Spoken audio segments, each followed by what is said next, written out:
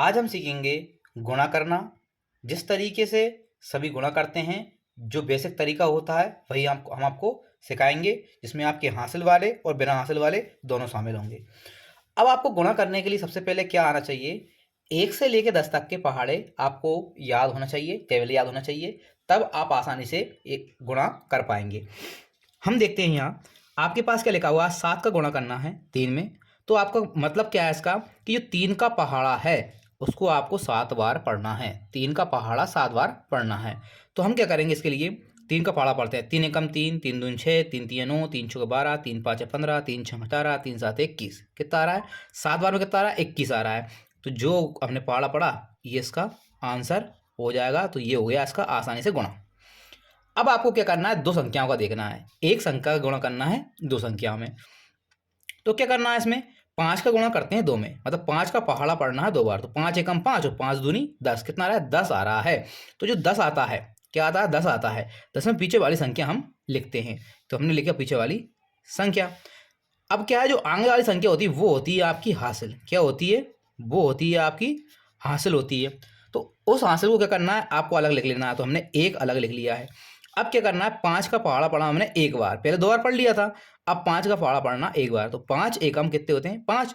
और जो हासिल आई है उसको जोड़ देना है। तो कितने हुए? 5 ये थे और एक ये हो गया। कितने हो गए? 6 हो गए। तो कितने आ गए यहाँ? तो यहाँ आपके आ जाएंगे 6। तो इसका गुणा 12 गुणा 5 में करने पे कितना आया आपके पास? 60। तो 60 इसका आंसर हो जाएगा। समझ में आया होगा आपको। अब हम देखते हैं 9 का गुणा आपको 53 में करना है। अब ये भी आपका हासिल वाला है। तो कैसे करते हैं, 9 का पहाड़ा पढ़ना है 3 बार। तो देखो 9 एकम 9, 9 दूनी 4, 9 तिया 27, 9 तिया 27 के तारा 27। तो हमको यहाँ 27 अलग से लिख लेना है। अब जो पीछे की संख्या है वो हम कहाँ लिख देते हैं? यहाँ लिख देते हैं। और आगे वाली संख्या आपकी ये क्या हो जाती है? ये हो जाती है आपकी हासिल। समझ में आया आपको।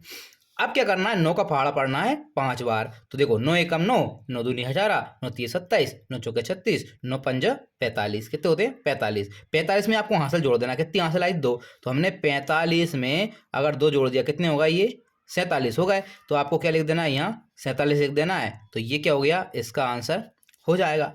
अब आपको 2 डिजिट की संख्या दे रखी है और यहाँ भी 2 डिजिट की संख्या दे रखी है। तो किस प्रकार सोल्व करते हैं, आइए देखते हैं।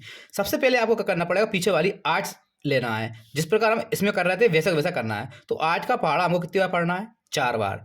2 को भूल जाना है अभी। 8 का पहाड़ा कितनी बार पढ़ना है? 4 बार। तो हमने पढ़ा 8 एकम 8, 8 दूनी 16, 8 तीन 8 चौके 32। कितना आता है? 32। तो 32 जो लिखा रहता है उसे पीछे वाली संख्या को हम यहाँ लिखते हैं। अभी मैंने आपको बताया।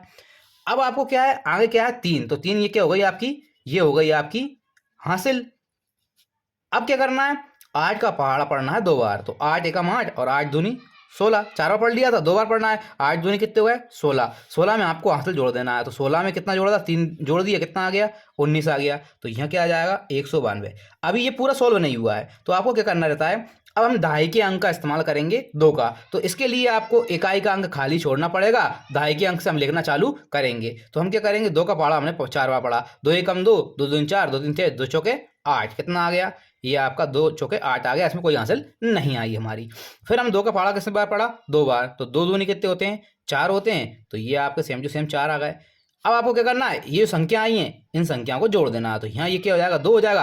8 9 और 8 कितने होता है? 9 8 होते 17, 17 के 7 हासिल आई 1, 1 और 1 2, और 4 और 2 कितने हो गए? 6। तो ये आपका 672। 24 का 28 में गुणा करने पर कितना आया? 672 इसका आंसर आ चुका है आपका। उम्मीद करता हूँ आपको हमारी वीडियो अच्छी लगी होगी। और अगर आपको हमारी वीडियो पसंद आई है तो हमारे चैनल को लाइक कर दीजिए और सब्सक्राइब कर दीजिए।